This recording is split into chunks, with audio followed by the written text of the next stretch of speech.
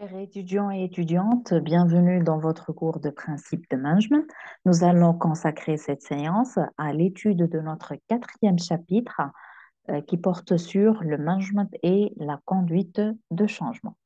Donc, tout au long de ce chapitre, nous allons étudier ensemble qu'est-ce que c'est que le changement, comment peut-on définir le management, la conduite de changement, quelles sont les causes de changement et comment instaurer une culture de changement en entreprise, les modèles de changement, quels sont les acteurs de la conduite de changement et la résistance dans le changement, quel est le rôle du manager dans le changement, quels sont les types de changement, le management du changement et l'innovation, la communication et la conduite de changement.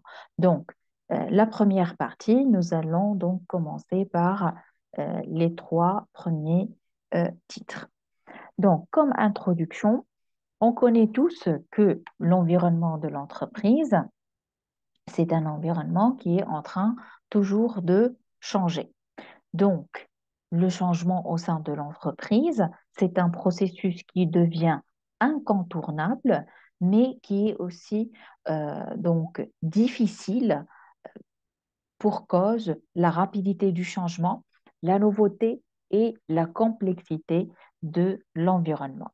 De nos jours, le changement, il est capital pour garder la compétitivité et la pérennité de l'entreprise et ça permet à l'entreprise de s'adapter à son environnement qui est donc caractérisé par la déréglementation, le changement, ça veut dire déréglementation, la concurrence accrue, le progrès technologique et la mondialisation.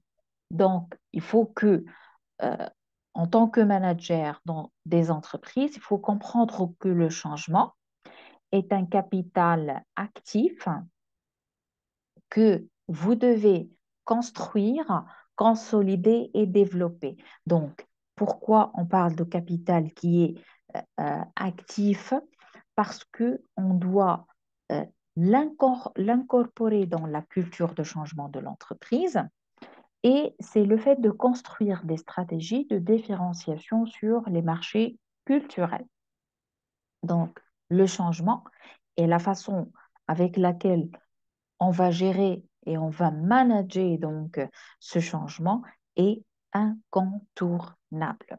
Donc, le fait d'être un manager efficace, c'est le fait de faire son travail technique, plus piloter l'activité et transformer son activité. Il ne faut pas que cette activité, elle soit stagnante.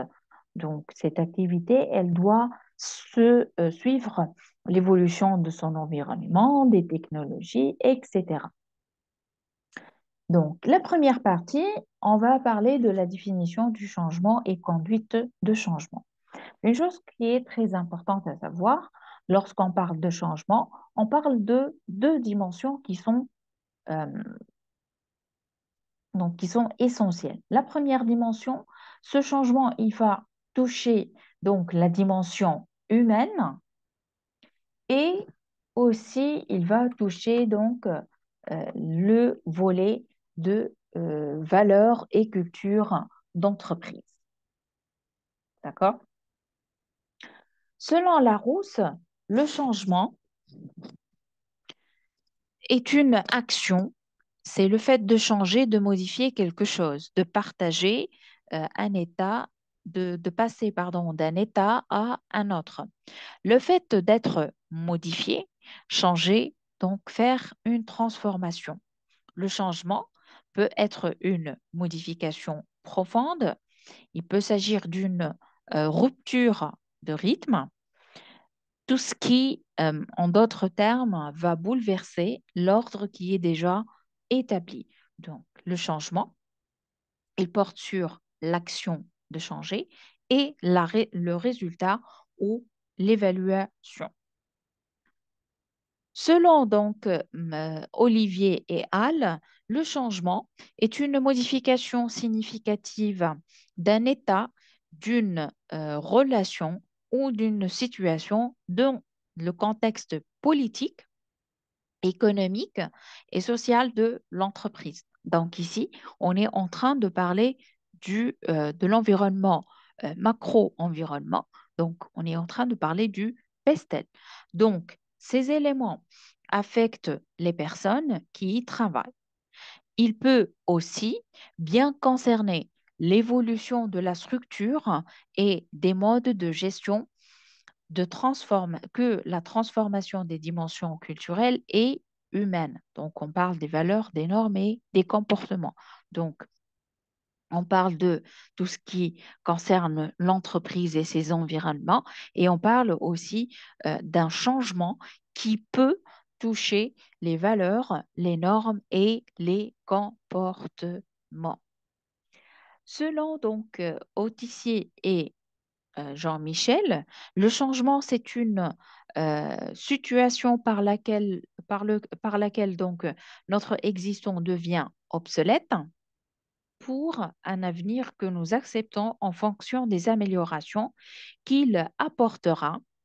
La situation future n'existe pas et c'est sa formalisation et la mise en mouvement qu'elle engendre par l'adhésion des participants qui lui donnent corps. Donc ici, qu'est-ce qu'on peut comprendre? On peut comprendre que nous allons laisser l'existant à part parce qu'il est devenu obsolète, euh, soi-disant invalide, donc à cet instant-là, ou par l'arrivée de cette nouvelle technologie, par exemple, et que nous devons passer ou changer euh, à, euh, à une autre situation. Et ce processus de transition nécessite l'adhésion des participants qui vont amener ce projet de changement à la réussite. Le changement, donc, selon Autissier, c'est c'est une sorte de balancier entre un existant qui est connu et l'avenir promis. L'adhésion au changement consiste à vouloir abandonner son existant et à croire dans le futur attendu. J'explique. Alors, lorsqu'on parle de l'existant connu, donc on parle des comportements quotidiens, on parle des pratiques, des habitudes que nous avons déjà donc acquis sur une période bien déterminée de temps. Donc, c'est comme si nous sommes mis sur un pilote automatique de notre activité. Donc, on a des étapes à suivre, euh, on a des étapes à suivre, on a des questions à faire, on a un ordre bien déterminé donc de réalisation qu'on va appliquer au quotidien. Ça devient une habitude et un acquis. Lorsqu'on parle du changement, ça veut dire que nous allons promouvoir un futur. Donc, on espère apporter des évolutions, on espère apporter des améliorations à notre état actuel. Mais ce passage, cette transition nécessite quoi? Nécessite l'adhésion d'un nombre maximum d'employés et de collaborateurs et on parle aussi d'un certain niveau de risque parce que on est en train de risquer l'état et la situation actuelle, le fait de laisser de côté donc nos connaissances et nos habitudes, nos acquis pour un futur qui, euh, qui n'est pas donc sûr. D'accord? Le management du changement, c'est quoi? Le management du changement, c'est l'ensemble des opérations effectuées au sein de l'organisation et de son fonctionnement pour lui permettre de s'adapter constamment à son environnement. Donc, on est tous d'accord que le changement existe pour que nous puissions euh, que soit envisager donc un changement ou s'adapter à un changement qui s'est déjà réalisé dans notre environnement. La qualité du management ici, elle est cruciale. Pourquoi? Premièrement, pour dynamiser les salariés, parce que les salariés, ce sont le moteur de notre activité. Ce sont, disons, euh, ce sont eux qui vont réfléchir, ce sont eux qui vont innover, ce sont eux qui vont créer quelque chose de concret, ce sont eux qui vont mettre l'effort pour réaliser et adopter ce changement-là. Donc, lorsqu'on parle de management de changement, on va toujours garder en tête les quatre activités et le processus de management, à savoir, premièrement, qui va commencer tout d'abord par le diagnostic de l'existant. On va prendre les mesures essentielles et qui sont en relation avec notre projet de changement. Nous allons ensuite tracer et tracer donc des stratégies pour le changement et en découler donc des plans d'action. Comment on va, euh, en tant que manager et collaborateur, quel est le plan d'action à suivre pour réaliser ce changement-là? Lorsqu'on parle du changement, ce changement, donc, il concerne tous les niveaux de l'organisation. Donc ici, tout le monde, il est impliqué de près ou de loin. D'accord? Et grâce à ce changement-là, grâce à ce management de changement, on est en train de chercher des améliorations. D'accord? Et pour garder le cap et le management de changement, il faut donc s'épauler par la motivation et le travail d'équipe.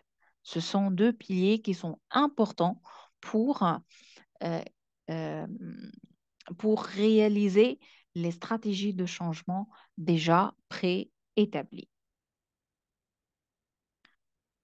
Alors, le management du changement est constitué de trois niveaux. Le premier niveau, c'est le management du changement individuel qui exige de comprendre comment le personnel il va vivre ce changement-là.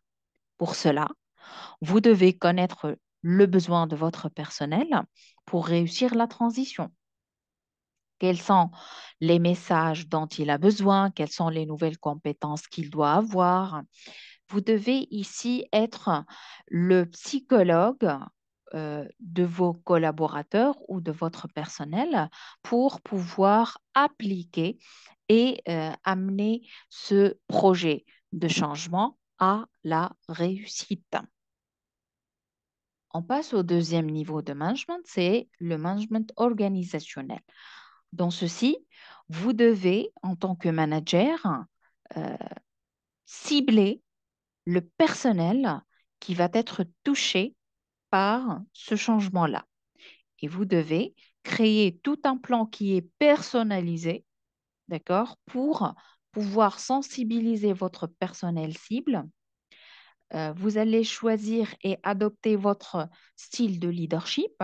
Vous devez aussi mettre un plan pour les encadrer et les former dans ce processus de réussite, de changement. Votre objectif central, c'est le fait de réussir les activités du management du changement organisationnel. Le troisième niveau, c'est que le management du changement à l'échelle de l'entreprise, qui permet à l'entreprise de se différencier par rapport à la concurrence et, en d'autres termes, avoir un pas en avance sur les concurrents. Pardon.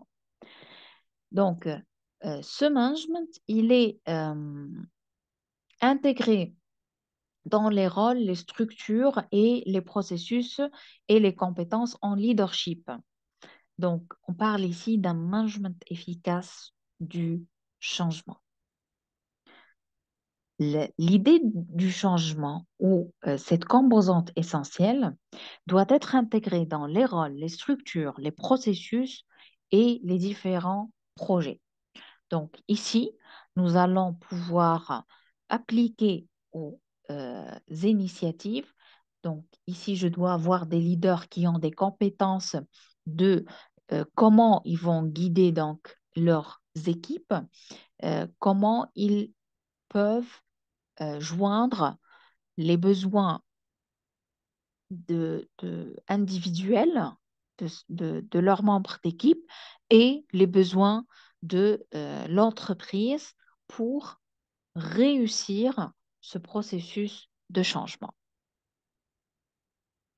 Les lieux de changement. Lorsqu'on parle de changement, on peut dire que il y a différents volets donc, qui peuvent être touchés par le changement. Donc, ces éléments peuvent être euh, classés comme suit, selon cette grille, selon donc, ce schéma-là. Donc, on va passer du niveau individuel jusqu'au collectif et du présent au futur. Donc, le premier élément qui peut être touché par le changement, ce sont les pratiques, à savoir les manières de faire et les conditions de travail. Donc, on parle de l'environnement de l'environnement matériel. Est-ce que j'ai le matériel qui est adopté pour réaliser, par exemple, cette structure de meubles, oui ou non? Est-ce que je dois acheter des nouvelles, des nouvelles machines, oui ou non? On peut aussi appliquer le changement au niveau des outils. Donc, on parle de l'informatique et de la gestion. Au niveau de l'organisation, est-ce que ce changement va se manifester au niveau des autorités, des limitations fonctionnelles? Et on peut aussi, ce changement peut concerner les métiers, savoir-faire de l'entreprise ou la stratégie. Quelles sont donc les finalités poursuivies? Et donc, la culture de l'entreprise, ça veut dire un changement dans le système de valeurs. Donc, vous voyez que nous avons passé du niveau individuel, l'ici et maintenant, d'accord, au niveau collectif, la culture de l'entreprise et le futur. On va définir maintenant qu'est-ce que c'est que la conduite de changement. Alors, lorsqu'on parle de conduite de changement, c'est comme si nous sommes en train de conduire une voiture par analogie. D'accord? C'est quoi la conduite de changement? C'est un processus, donc ensemble de méthodes et d'outils, qui est indispensable au développement d'une organisation pour accompagner la transition entre ce qui est connu et ce qui est promis. Donc, réellement, si l'entreprise n'entretient pas de nouveaux projets, peu importe ces projets, d'accord? Si par exemple, je vais vous donner un exemple. Si par exemple, le besoin du client, il a changé, d'accord? Est-ce que il est dans l'intérêt de l'entreprise de suivre cette progression ou ce changement de besoin chez son client? Oui, ou elle doit ignorer ce changement-là, lequel il est bénéfique, lequel va permettre à l'entreprise de se développer et de garder sa pérennité sur le marché. Donc, par exemple, s'il demande qu'un composant ou que l'emballage soit transformé, par exemple, et que l'entreprise ne veut pas ou refuse de changer ces procédés-là. Donc, ça va engendrer pour elle un problème. Donc, la conduite de changement, elle doit permettre de faire connaître un projet, d'accord? De l'expliquer, de lever les résistances internes et externes, de renforcer les pratiques professionnelles des collaborateurs, d'accord? Donc, euh, ce schéma, il résume le modèle opérationnel des étapes de conduite de changement selon Autissier et Muto. Ce schéma, donc, il est constitué donc, de trois principaux volets. Le premier, c'est comment on doit diagnostiquer ou on doit faire le diagnostic du changement. Ensuite, nous allons construire ensemble un cycle d'accompagnement, un cycle donc d'accompagnement du changement. On va mettre en place un plan d'impact, un plan de communication, un plan de gestion, d'accord? Et aussi, donc, nous allons avoir un système de pilotage du management. Donc, on va parler de gestion des hommes et des résistances parce que il n'y a pas un changement qui va donc collecter et avoir l'adhésion totale de tous les membres de l'entreprise. Certainement, il y aura une minorité comme résistant. Et ensuite, nous allons gérer les transformations. D'accord? Les objectifs de la conduite de changement. La conduite de changement, c'est le fait d'anticiper, de définir et mettre une démarche pour accompagner un projet de transformation dans l'entreprise afin de, premièrement, s'assurer de la compréhension des changements induits par un nouveau projet. Tout passe par la compréhension. Si le personnel, il comprend euh, les avantages et le pourquoi du changement, il va s'adhérer, il va s'engager. On doit aussi garantir l'adhésion des équipes. On doit anticiper les résistances au changement.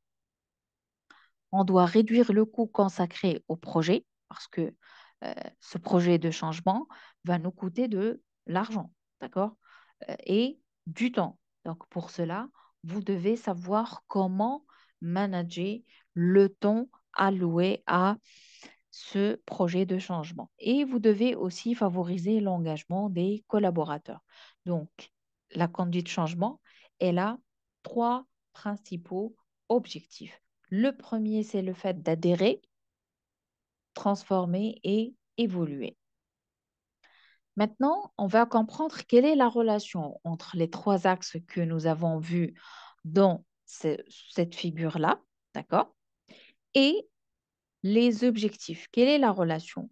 Ces axes, à savoir le diagnostic du changement et de son contexte, l'accompagnement et l'utilisation des leviers de communication, formation, accompagnement, et l'axe donc du pilotage, le changement, le responsable donc ici, il doit conduire euh, le changement et s'assurer de sa réussite.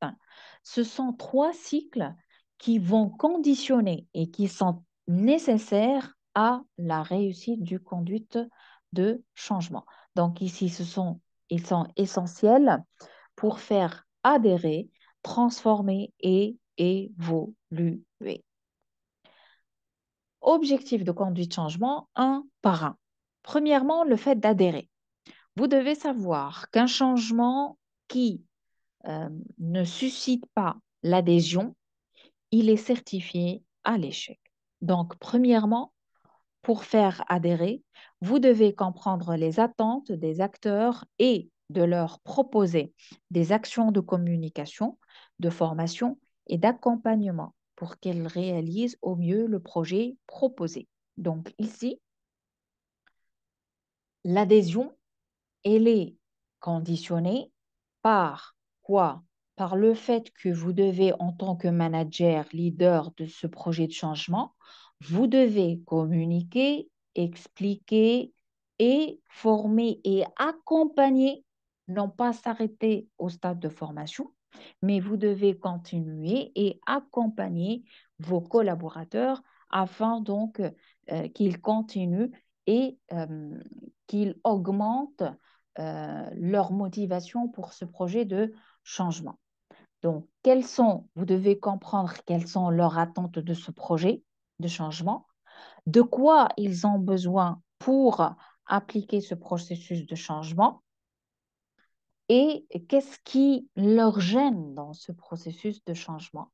Vous devez garder une communication qui aille dans les deux sens, manager, collaborateur, collaborateur, manager. Donc ici, il y a ce qu'on appelle le feedback. Donc communication en double sens. Et vous devez mettre en place des dispositifs d'arrangement. Le deuxième objectif, c'est transformer. Après la compréhension de l'intérêt de ce projet de changement, le personnel, il va se mettre en situation de production. Il va faire le diagnostic de l'existant, envisager et innover des pratiques, des nouvelles pratiques et des nouvelles solutions. Il va réaliser des modifications des processus, des structures, des pratiques et des compétences. Donc ici, lorsqu'on parle de le fait de réaliser des modifications des processus et des structures, on va parler des transformations au niveau de réalisation du travail, mais aussi au niveau des compétences, au niveau des idées, au niveau des connaissances. Transformer, c'est aussi obliger chacun à s'interroger sur son existence, son futur et s'investir dans des actions, de se repositionner et défendre sa position. Donc ici, lors de ce processus de transformation, il y a, ce qu'on appelle euh, des idées, une analyse que chaque individu il va adopter. Il va s'interroger sur ce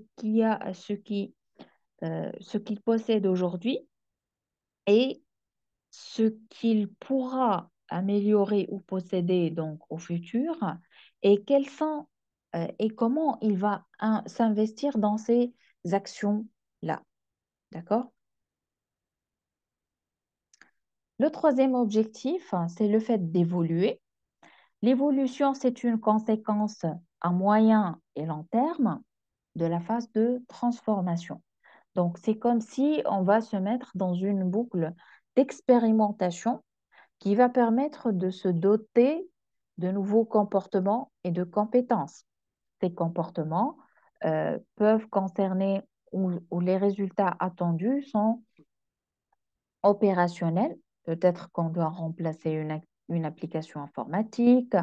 On doit aussi changer le projet en termes de budget et de planning. Et aussi, on doit apporter des changements au niveau culturel, ça veut dire augmentation de l'autonomie des salariés et développer une culture de résultats. Ça, c'est essentiel. Donc, ces trois objectifs, elles partent donc de l'adhésion jusqu'à le fait d'évoluer et vous devez donc vous rendre compte que nous allons partir de l'individu jusqu'à atteindre la culture de l'entreprise. Selon Otizi donc, et Muto, il existe trois leviers de la conduite de changement. Le premier levier, c'est la communication qui est un acte stratégique de la conduite de changement. Elle vise à donner du sens, susciter la prise de conscience, faire évoluer l'état d'esprit des collaborateurs pour qu'ils s'engagent. Donc, à travers ma communication en tant que manager leader, je dois savoir comment je dois communiquer ce changement-là, comment je vais amener tout le monde à s'engager dans ce projet de changement. C'est comme si vous allez éveiller leur conscience euh, et éveiller leur intérêt pour qu'ils adhèrent à ce changement à travers quoi? À travers la communication. Le deuxième levier, c'est le levier de la formation. Donc, c'est un levier qui est majeur, qui est très important dans la conduite de changement et qui est essentiel pour apprendre de nouvelles compétences et de comportements nécessaires pour ce changement-là. C'est cette formation-là qui va donner la confiance et le savoir, que ce soit théorique ou pratique, pour que ce changement, il sera appliqué sereinement, sans problème, sans conflit, sans peur et sans euh, résistance. D'accord? Le troisième levier, c'est l'accompagnement dans la durée. L'accompagnement, il est important, c'est un levier qui est important parce que on ne doit pas s'arrêter jusqu'à euh, oui, moi en tant que manager, j'ai un projet de management, j'ai un projet de changement. Je vais communiquer, je vais expliquer, je vais engager donc les différents collaborateurs. Je vais leur fournir une formation théorique et pratique et à un instant, à un moment donné, après cette formation, on va arrêter tout. Non, c'est faux. Donc, la formation, elle doit être solidifiée, si je peux utiliser ce terme-là, par quoi? Par l'accompagnement. Donc, en accompagnant vos collaborateurs dans le processus de changement, vous allez les rassurer plus et vous allez les aider aussi à débloquer certains points lors de la réalisation de ce projet de changement. Ceci, ça veut dire l'accompagnement, il va permettre d'aider les personnes à comprendre le changement afin de diminuer les risques de résistance. Donc, plus on avance dans le projet de réalisation, plus en tant que manager leader, vous êtes là, vous communiquez, euh, vous, vous êtes en train de garantir qu'il y a le feedback, vous avez donné les formations essentielles pour appliquer ce changement-là. Vous êtes là pour les accompagner à dissoudre les obstacles, à, euh, à s'engager plus.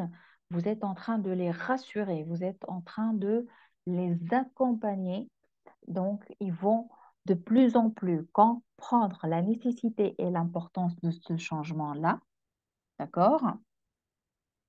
Et vous allez les amener à réussir cette étape et cette transition. On passe maintenant pour comprendre ensemble quelles sont les causes maintenant du changement, d'accord? Et quelle est la culture de changement en entreprise. Les causes peuvent être externes ou internes.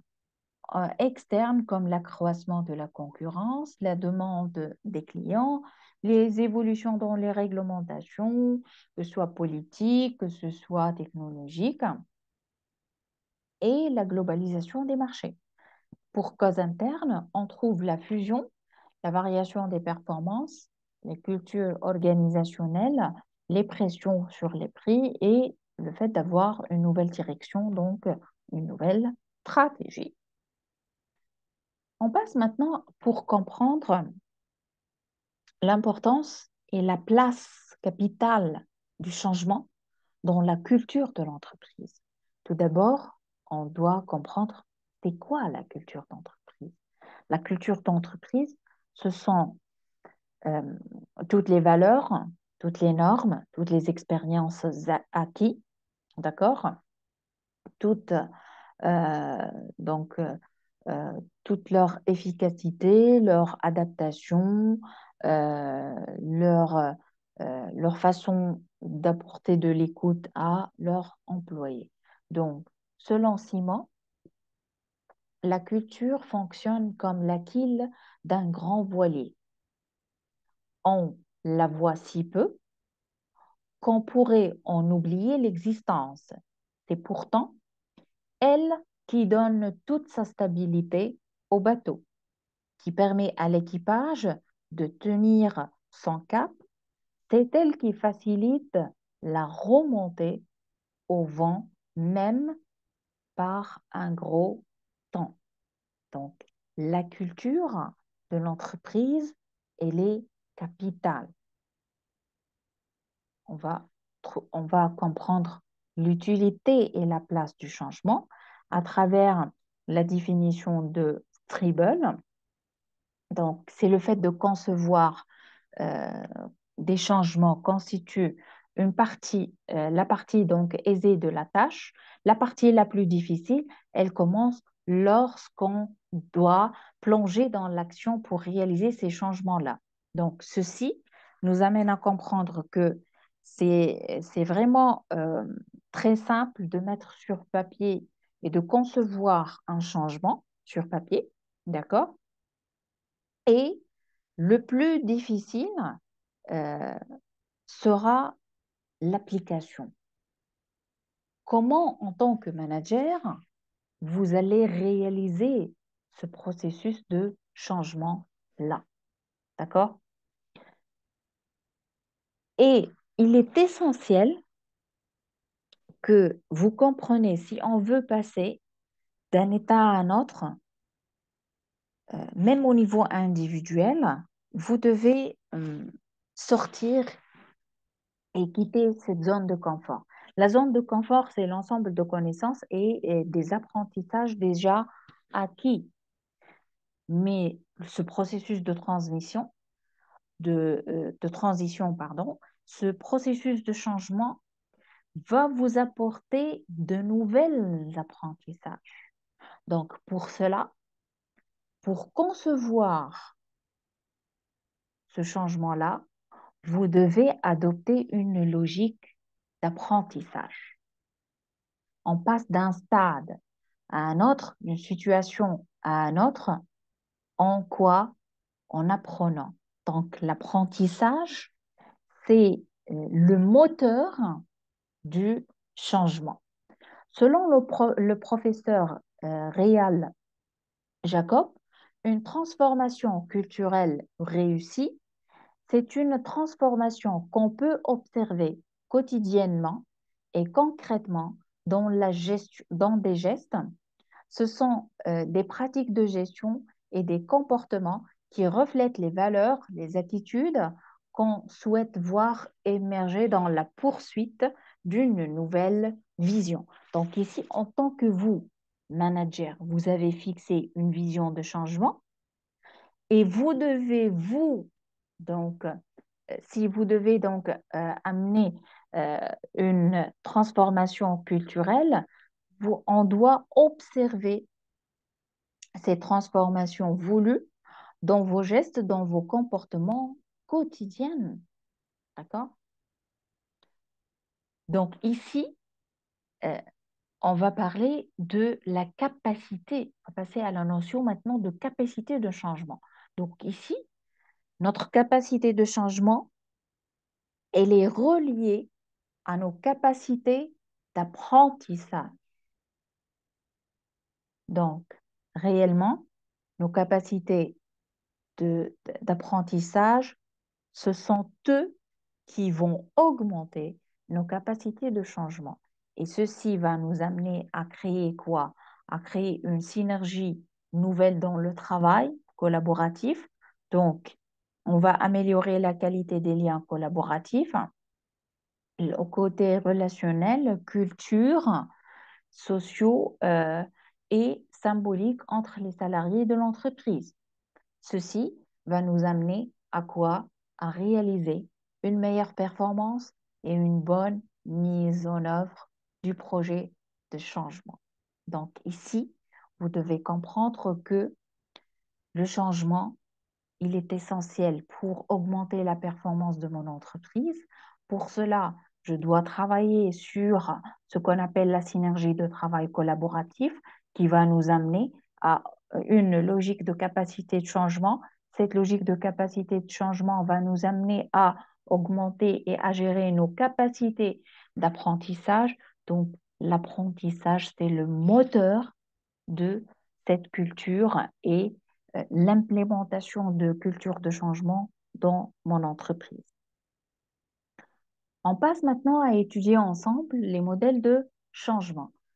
Les modèles de changement, donc, il existe différents modèles selon les auteurs. Donc, selon quatre axes, les changements permanents, les changements organisés, imposés et négociés. Donc, ici, vous trouvez les différents auteurs de changement.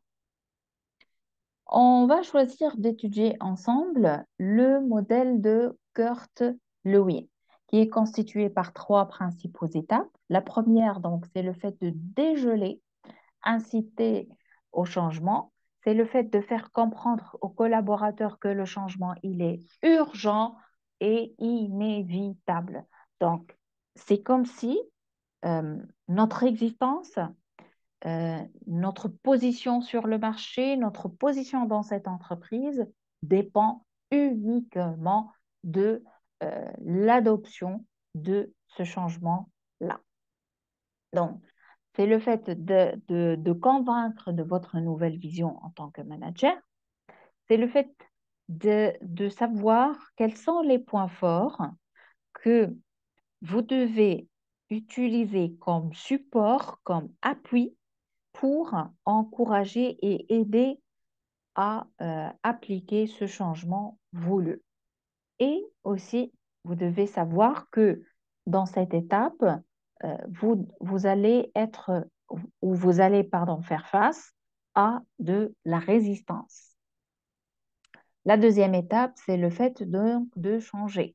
Donc ici, vous devez exposer, appliquer la nouvelle manière de faire. Ici, le rôle du manager, c'est un rôle de modèle qui est important pour faciliter le changement. Et la troisième étape, c'est le fait de recongeler. Ça veut dire on va solidifier le changement. On va stabiliser, consolider et perfectionner ce que nous avons changé. Donc, c'est l'étape où euh, le, le morceau de glaçon, il a repris sa forme, donc cubique. Donc, ici, euh, on va stabiliser, on va perfectionner ces compétences ou cette nouvelle technique que nous avons appris. Et ici, euh, en tant que manager, vous êtes coach, vous allez aider et participer à garder cette stabilité de changement. Donc, autrement, dans l'étape de dégêler, en tant que manager, vous devez informer sur le processus et la nécessité de changer. Vous devez faire naître l'environnement favorable pour ce changement-là. Vous devez donc aussi recueillir les avis et les préoccupations de chacun, d'accord? Vous devez aussi mettre en place un management bienveillant. Donc, vous devez savoir une chose, que nous sommes tous différents et nous allons réagir différemment face à un changement dans notre environnement ou dans nos habitudes. Donc, pour cela, le manager, il doit être bienveillant. Il doit essayer de canaliser ses énergies, diminuer donc les tensions, diminuer les peurs qui existent chez ses collaborateurs. Donc, il doit aussi planifier les objectifs et les ressources. Dans la deuxième étape, où on est censé changer, donc le manager, il doit encourager les équipes, il doit former et encadrer, manager et guider, assurer donc que les ressources essentielles et nécessaires sont adéquates à ce changement, existent, d'accord? Il doit aussi veiller à récolter toujours des retours régulièrement. Donc, on parle ici du feedback. Et aussi, il doit donc faire preuve d'empathie. L'empathie, elle est essentielle. On est en phase de changement. On doit se mettre à la place de l'employé qui est en train de faire un effort et de changer et de subir les effets de ce changement-là. Alors, cette empathie doit avoir l'écoute, il doit écouter donc ses collaborateurs. La troisième étape, c'est de recongeler. Donc ici, en tant que manager, vous devez fixer les indicateurs de performance, vous devez contrôler et évaluer, développer des moyens pour maintenir le changement, célébrer les réussites. Donc ici, euh, lors de la réalisation donc, et après donc, la réalisation du processus de changement, vous devez faire des récompenses à vos collaborateurs parce qu'ils ont réussi à adopter ces nouvelles habitudes. Donc, tout ceci, vous pouvez le trouver dans l'ouvrage donc, de Kurt Lewin and Freeze, Change and Refreeze. On passe au modèle d'Adkar. Les résultats de la gestion du changement individuel selon le modèle ADKAR. Alors, c'est quoi le A? Le A, c'est le awareness, c'est le fait de sensibiliser les employés à la nécessité de changer.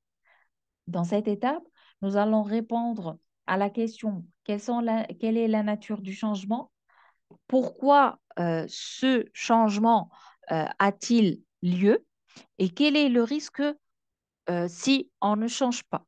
Donc ici, l'employé ou le personnel, il est en train de comprendre pourquoi je dois changer. Donc on est en train de comprendre et d'étudier l'état présent, l'état actuel. Deuxièmement, le D, c'est donc le fait de susciter le désir de changer. Quelles sont les motivations personnelles à changer? Quels sont les moteurs organisationnels qui soutiennent et qui incitent à changer? Donc, par quoi, en tant que moi, manager leader, je dois inciter, comment je vais motiver ce personnel afin qu'il puisse être motivé et afin qu'il décide de participer à ce processus ou ce projet de management de changement.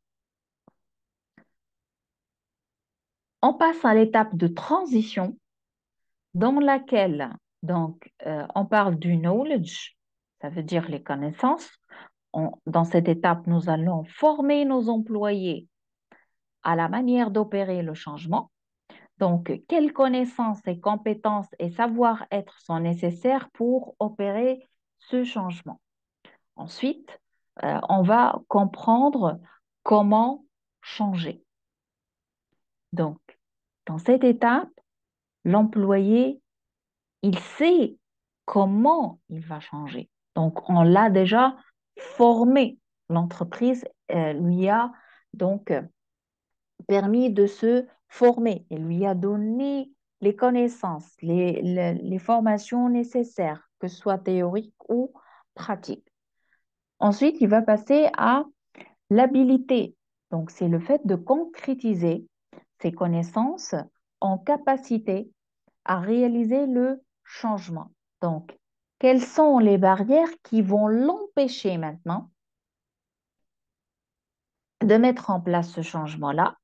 Donc, c'est le fait que le personnel dans cette étape, il va dire que je suis capable, donc, pour je suis capable d'appliquer ce changement-là. Je vais passer ces obstacles, je vais passer ces barrières-là. Donc, grâce à quoi? Grâce à l'étape précédente, c'est les connaissances qu'il a acquis, d'accord? Et le maintien de la motivation, le maintien de la motivation par les managers et les différents collaborateurs. La dernière étape, elle concerne le futur. Le futur, on va parler de le, ré, euh, le renforcement, c'est le fait de rendre ce changement permanent en consolidant les nouvelles méthodes. Donc ici, dans cette étape, le manager, il va s'assurer que ce changement, il sera donc appliqué sur une période de temps jusqu'à ce que peut-être un autre changement, il sera réalisé. Donc ici, nous allons savoir quel mécanisme et quel processus va nous aider à conserver ce nouvel état après le changement. Quels sont les moyens pour reconnaître et inciter et aussi récompenser. Donc, à cette étape, le personnel, il va vous dire, je continuerai à donc appliquer les nouvelles méthodes. Ce modèle d'ADKAR, il est axé donc sur les objectifs. Il y a deux objectifs que on doit cumuler simultanément pour qu'on puisse parler de la réussite du changement. Le premier objectif donc concerne l'employé et le deuxième concerne le processus ou les phases de changement. Donc, on parle ici de sensibilisation, désir, connaissance, capacité et renforcement. Et donc, ce chemin vers la réussite de changement, il est conditionné par la réalisation de ces objectifs simultanément. D'accord? Le modèle de Kotter que nous avons déjà étudié ensemble dans le chapitre précédent, qui contient donc ici 8 étapes, qui commence par le fait de créer l'urgence, passant par former l'équipe du pilotage soudé, développer une vision stratégique, développer le plan de communication, inciter et donner le pouvoir d'agir, gérer les quick wins. Donc, lorsqu'on parle des quick wins, ce sont les petits résultats réalisés. Donc, on doit les communiquer pour augmenter la motivation et l'engagement dans le processus de changement. Ensuite, nous allons consolider et accélérer les changements et enfin arriver jusqu'à transformer euh, la démarche en véritable culture. Donc ici, vous devez prendre conscience que le fait de créer le sentiment d'urgence, donc on est parti du niveau individuel dans cette logique de changement, jusqu'à arriver à euh, le fait de incorporer et instaurer cette démarche de changement dans la culture de l'entreprise. Dans ce modèle de Kotter, le rôle du manager dans le processus de management de Kotter, c'est premièrement préparer le changement. Ça veut dire que on va commencer en tant que manager par préparer le changement par, premièrement, développer l'argumentaire pourquoi changer maintenant. Donc ici, à travers votre communication, vous devez préparer, disons, un stock d'arguments pour pouvoir répondre aux multiples questions de vos collaborateurs pour essayer de nourrir leur soif pour comprendre le pourquoi du changement. Deuxièmement, vous devez identifier les groupes relais du changement. Quels sont les groupes que vous pouvez utiliser comme soutien pour encourager ce changement-là? Deuxième étape, lorsque vous allez engager le changement, Vous devez, en tant que manager, avoir une vision du changement. Elle doit être claire dans votre tête et dans votre esprit et vous devez savoir comment vous allez la planifier. Et aussi, une chose qui est importante pour augmenter l'engagement, c'est le fait de savoir communiquer la vision du changement. Troisième étape, c'est le fait de réaliser le changement. Donc ici, vous allez traiter les obstacles au changement au quotidien, d'accord? Vous allez aussi avoir des résultats rapides à montrer. Lorsqu'on réalise des quick wins, on doit communiquer, on doit informer, on doit partager ces résultats pour augmenter l'adhésion et diminuer la résistance. Ensuite, on crée le changement. Lorsqu'on veut ancrer le changement, le manager, selon Cotter, il doit s'assurer des compétences et postures pour amplifier le changement. Il doit faire le lien entre changement, vie business et la vie quotidienne. Donc, selon Cotter, le processus convertit les individus résistants en participants réceptifs grâce à quoi? La confiance, transparence et travail en équipe. La courbe, maintenant, on sait que donc le changement, il va venir bouleverser la stabilité chez donc les employés. Donc, il y aura ce qu'on appelle une courbe de transformation dans leurs sentiments et dans leur comportement. Cette courbe, donc, qui commence ici par le choc, le déni, donc, et qui va donc arriver jusqu'à l'action. Donc, dans cette étape, de déni. Donc, ce n'est pas vrai. L'employé va dire que ce n'est pas vrai. Dites-moi que je rêve. Ils veulent maintenant que je vais appliquer de nouvelles méthodes. Ils veulent que j'apprenne de nouvelles choses. Ils veulent que je change ma méthode. Bon, il va avoir un choc, d'accord? Ensuite, il va se mettre en colère, d'accord? Il va donc dire que jamais je vais m'arriver à m'en sortir dans ce changement-là. Dans cette étape, vous devez, en tant que manager, savoir informer avec empathie et assertivité. Ensuite, lorsqu'on arrive à l'étape du questionnement, d'accord, l'employé va essayer de négocier. Il va vous dire, si je fais un effort, puis-je continuer comme avant? Ça, il est en train de marchander avec vous. Dans cette étape-là, il va donc arriver jusqu'à l'étape de tristesse et de dépression parce que dans sa tête, il n'y a que le fait qu'il va laisser de côté euh, ce qu'il a appris durant des années. Vous ne devez pas vous moquer ou diminuer l'importance des acquis sur des années, d'accord? Ou ces habitudes donc que au quotidien il est en train donc de les appliquer. À ce stade-là, en tant que manager, donc vous devez coacher, vous devez augmenter donc la confiance et l'estime en soi et vous devez montrer votre optimisme. D'accord? Ça, c'est cette partie de la courbe de Culber-Rose, la partie descendante. Dans ces deux cases-là, nous sommes dans un environnement de résistance. On est en train, l'employé, il est en train de résister au changement. On passe maintenant à la deuxième partie de la courbe, qui est une partie ascendante.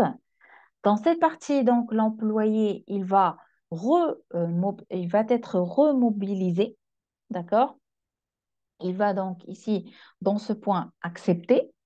Il va vous dire, ce n'est pas ce que j'avais prévu, mais je vais quand même voir ce que je peux faire. Donc, il y a ici de l'acceptation. Il va participer avec nous. D'accord? Dans cette étape-là, il va découvrir le sens. Donc ici, j'envisage la situation avec un bon point de vue. Donc ici, il y a de l'application. Il a essayé, il a appliqué, et grâce à cette application, il a compris le sens de de ce changement-là. Il a compris l'utilité. Donc, dans cette remobilisation, vous devez, en tant que manager, encourager avec estime de soi, confiance en soi, empathie, optimisme, flexibilité, motivation. En arrivant au carreau et au stade de l'engagement, donc après cette application, cette durée, il y a un sentiment de joie qui est acquis chez cet employé. Donc, il va vous dire, je me lance, j'y vais, j'ai envie d'y aller. Donc ici, euh, c'est c'est- c'est- c'est l'engagement, c'est l'adhésion par compréhension, par pratique, par esprit, par émotion. Et on arrive jusqu'à l'action. Je n'aurais jamais pu imaginer faire cela avant. Donc ici, on arrive jusqu'à le fait euh,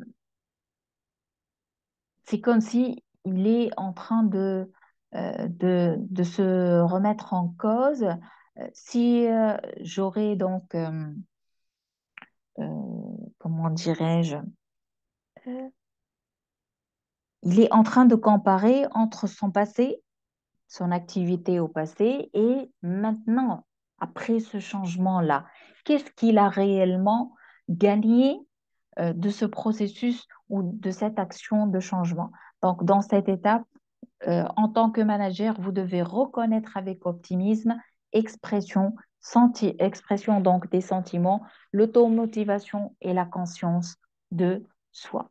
Donc ici, grâce donc à cette courbe de changement de Kubler-Ross, vous pouvez anticiper les réactions du personnel face au changement et donc adopter et mettre les plans nécessaires pour euh, amener ce personnel à vous suivre dans votre processus et conduite de changement. Jusque-là, donc, nous avons compris ensemble qu'est-ce que c'est que le changement, le management du changement, les causes, les différents modèles. Et dans la prochaine partie, nous allons continuer donc pour comprendre qu'est-ce que c'est que la résistance au changement, quels sont les acteurs de la conduite changement, les types de changement et l'importance et le rôle du manager et de la communication dans la réalisation et la réussite d'un tel processus de changement dans l'entreprise. Jusque-là, je vais vous laisser pour euh, bien étudier donc cette partie-là et répondre au quiz. Et on se retrouve dans, euh, le, euh, la séance de panel de discussion. Merci à vous.